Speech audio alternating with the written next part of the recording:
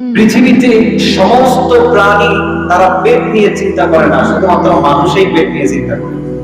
ঠিক কিনা বলেন?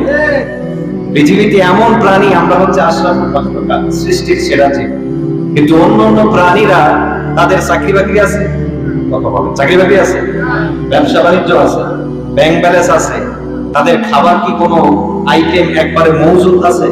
তো এত কিছু না থাকার পরেও তারা আমাদের থেকে অনেক এগিয়ে। কেননা যে আমরা আশরাফুল মাখলুকাত হই, আমরা পেটের চিন্তা করি, এই পেটের জন্য আমরা খুব খারাপই করি, পেটের জন্য আমরা হারাম খাই, পেটের জন্য আমরা এক ভাই আর এক ভাইকে গালিগালাজ করি, পেটের জন্য আমরা সুদ যত প্রকার অপকর্ম আছে সমস্ত কিছু করি।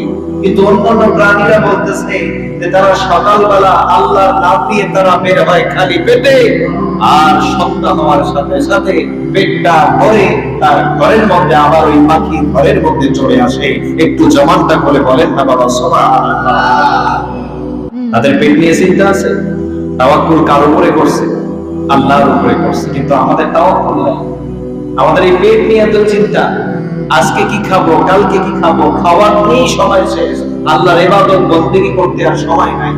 আল্লাহ তাআলা বলতেছেন, ওয়া মিন দাব্বাতিন ফিল আরদি ইল্লা আলাল্লাহি রিজকুহা, এই পৃথিবীর জমিনে এমন কোন জন্তু জানোয়ার, এমন কোন জীব বা এমন কোন প্রাণী নাই যাদের কাছে রিজিক পৌঁছানোর দায়িত্ব আমি আল্লাহর উপরে নাই। একটু জবান খুলে বলেন না বাবা সুবহানাল্লাহ। আপনি যে প্রান্তেই যাবেন না কেন, ছোট্ট একটা পিপিলিকা, ছোট্ট একটা পাখি, ছোট্ট একটা জন্তু জানোয়ার বলেন, পোকামাকড় বলেন, প্রত্যেকটা প্রাণীর পেটের মধ্যে একজন খাবার তুলে দেয়, তিনি কে? আর একটু জোরে বলতে হবে, তিনি কে?